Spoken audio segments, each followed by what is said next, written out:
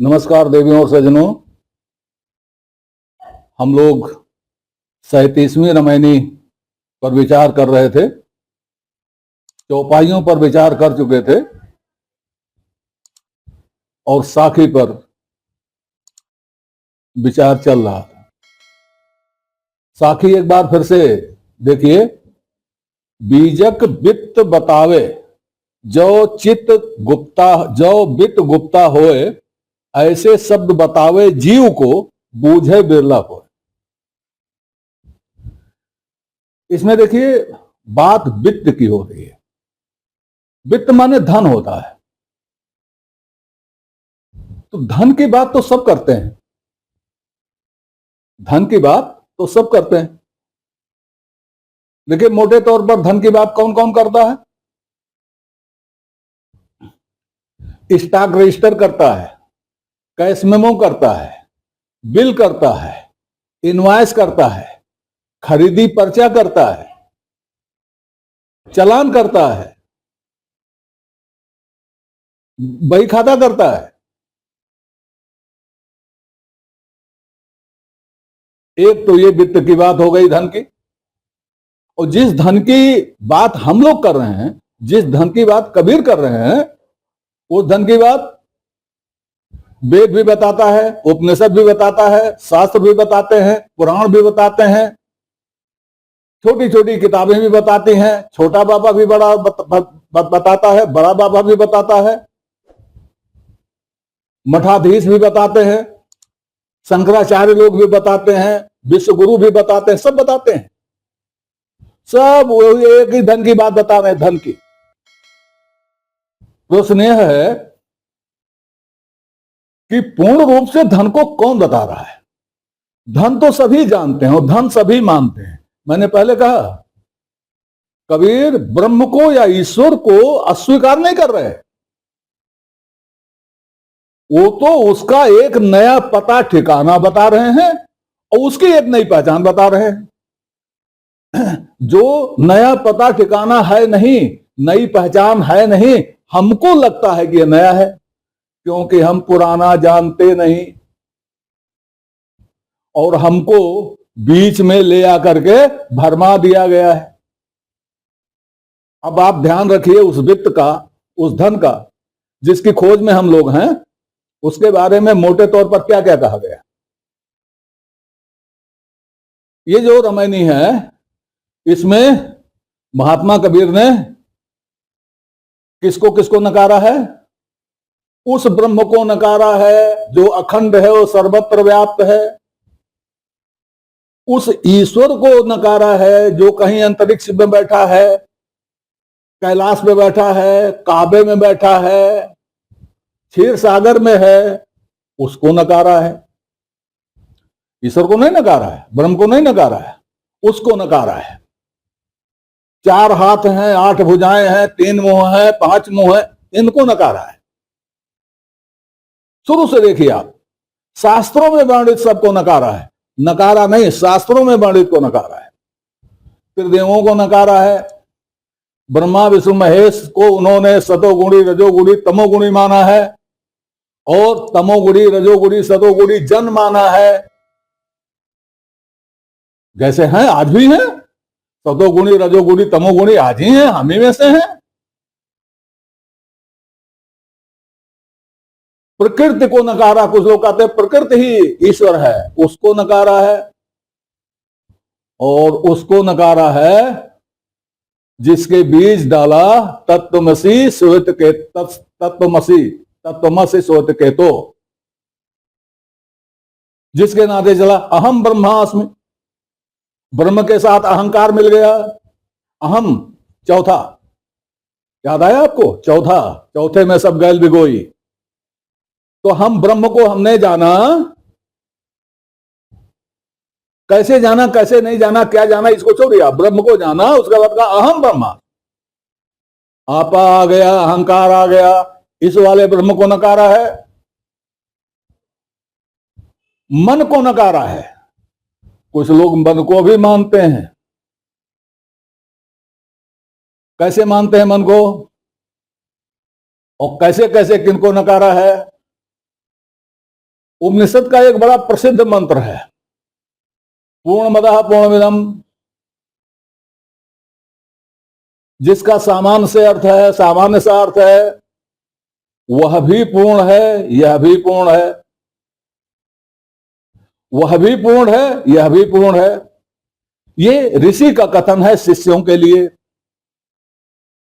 अब ये बताइए, उस जमाने में जब ब्लैक बोर्ड नहीं था, जब अक्षर लिखने की बात नहीं थी, खाली बोल थे, अक्षर नहीं था, और मैंने बताया किसी अंक में कि जब ये सब नहीं था तो भाषा कौन सी थी?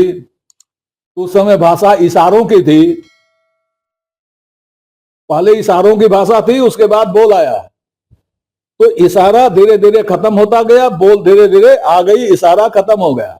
अब इशारा केवल नाटकों में रह गया, या प्रवचन में रह गया, भाषण में रह गया। पहले इशारा इशारा था। तो जिस समय इशारा और बोल दोनों चल रहे थे, उस समय जब पूर्णमदः पूर्णमिदम् कहा गया होगा तो कैसे कहा गया होगा? कल्पना कीजिए, ऐसे कहा गया होगा, पूर्णमदः पूर्णमिदम्। उंगली पे ध्यान दीजिएगा, पूर्णमदः पूर्णमिदम्, वह भी पूर्ण है, यह भी पूर्ण है। तो ये जो उंगली उधर जा रही है, इसको कबीर ने नकारा है, और जो उंगली इधर आ रही है उसको कबीर ने स्वीकारा, पूर्णमिदम्। तो जैसे ही पूर्णमदः गया, पूर्णमिदम् रह गया, वैसे ही क्या हुआ? अंशांशी भाव समाप्त। ईश्वर अंश जीव अविनाशी, यह ईश्वर का अंश है, ईश्वर का टुकड़ा है, अंश ईश्वर का हिस्सा है, समाप्त हो गया। क्योंकि पूर्णमदः ही नहीं रहा, इसको नकारा। अब आगे देखिए, रामचरितमानस में एक चौपाई है, बड़ा गुण के गाई जाती है। वो ब्रह्म या ईश्वर की पहचान है। बिनु पग चले सुने बिनु काना, कर बिनु कर्म करे विधि नाना, आनंद रहित सकल रस भोगी, बिन वाणी वक्ता बड़ जोगी। क्या ब्रह्म के लक्षण हैं? क्या ये मन के लक्षण नहीं हैं? इनमें से कौन सी चीज ऐसी है जो मन नहीं करता? बिनु पग चले सुने बिन काना, मन ही तो कर रहा है। कर बिन कर्म करे विधि नाना, संकल्प तो मन ही लेता है। तो ये मन के गुण हैं कि ब्रह्म के गुण हैं? और ब्रह्म के गुण इसलिए नहीं है कि हमारा ब्रह्म करता तो है ही नहीं, वो तो मात्र अनुमंता, दृष्टा और भोक्ता है, करता है ही नहीं। कहीं नहीं लिखा है वेद उपनिषद में कि करता है। तो जब करता ही नहीं तो चलेगा क्या, सुनेगा क्या, कहेगा क्या? ये भंवर में डाल दिया गया हमको, हमारे ब्रह्म से हमको अलग कर दिया गया। कबीर हमें उस ब्रह्म तक पहुंचाना चाहते हैं। कबीर हमें उस ब्रह्म तक पहुंचाना चाहते हैं। तो ये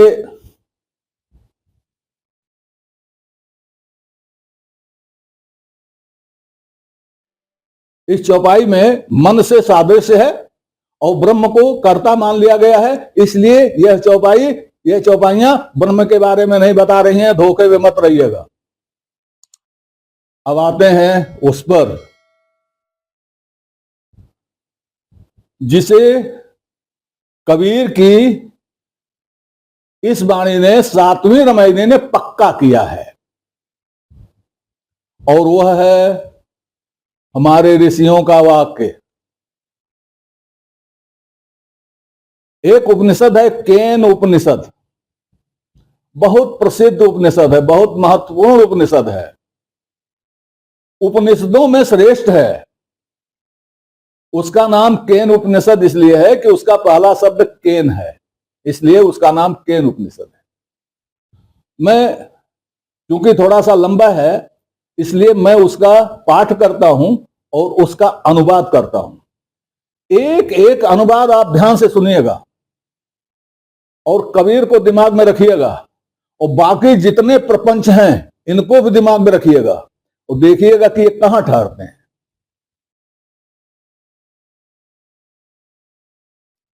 पहला ही मंत्र है ओम केने सितम पतति प्रेषितम मनः केन प्राणा प्रथमम प्रयति युक्ता केने सिताम वचमिदाम वचंति चक्षु श्रोत्रम क वो देवो युनक्ति।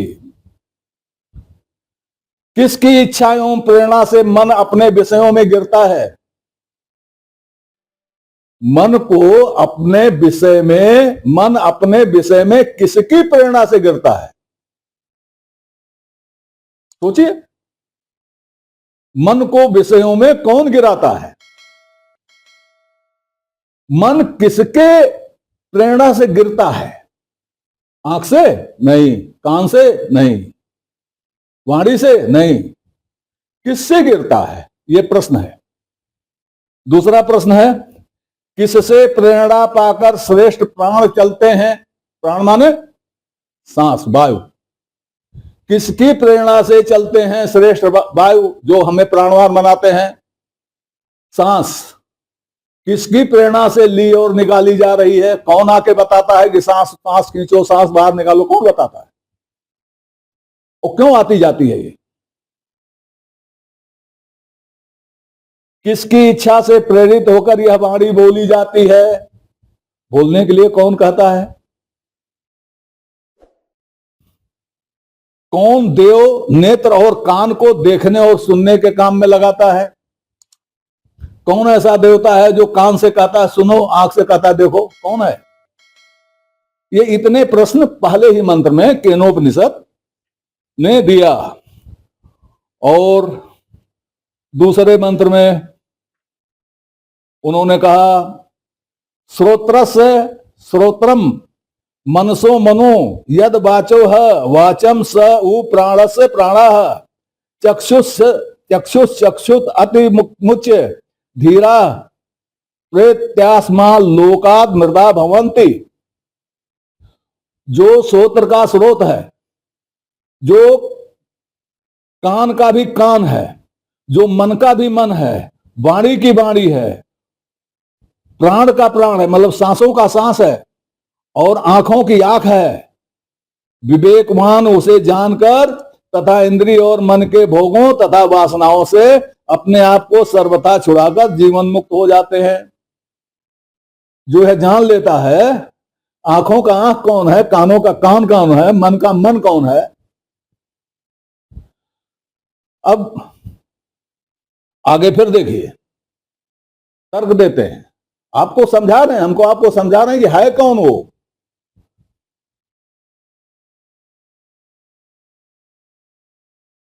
न तत्र चक्षुर्गच्छति, ना तो वहां आंखें जाती हैं। कहां? जहां वो है, जहां आंखों की आंख है वहां आंख नहीं जा पाती। जहां कानों का कान है वहां कान नहीं जा पाता। जहां वाणी की भी वाणी है वहां वाणी नहीं जा पाती। जहां मन का मन है उसे हम नहीं जानते। तो कहते हैं हम नहीं समझ पाते कि शिष्यों को उसका उपदेश कैसे करें। कई बार मैं बता चुका हूं, यह विदित तथा अविदित से अलग ही है। हमारे पूर्वजों ने व्याख्या करके हमें समझाया है, उनसे हम इसी तरह सुनते आए हैं। इन ऋषियों से भी बड़े लोग हो गए जो ब्रह्म के साथ रोज दाल भात खाते हैं, जो ईश्वर के साथ रोज उठते बैठते हैं, उनको स्वर्ग में देखते हैं, हिमालय में देखते हैं, क्षीर सागर में देखते हैं। इन ऋषियों से बड़े हो गए। इन ऋषियों ने तो नहीं देखा। ये ऋषि तो आज तक यही कह रहे हैं कि हमने नहीं देखा, हम नहीं जानते। तो गुप्त धन के बारे में जब तक हम जान नहीं लेंगे तब तक हम साखी का और इस रामायणी का अर्थ नहीं समझ पाएंगे, उस गुप्त धन के बारे में वार्ता आगे भी होगी। तब तक के लिए नमस्कार। आपसे निवेदन है कि श्रृंखला को अपनी लाइक दें, इसको सब्सक्राइब करें और कमेंट बॉक्स में जाकर अपनी टिप्पणी प्रस्तुत करें, अपनी जिज्ञासा व्यक्त करें, अपने प्रश्न पूछें। यथा समय आपकी जिज्ञासाओं और प्रश्नों का समाधान करने का प्रयास किया जाए। धन्यवाद।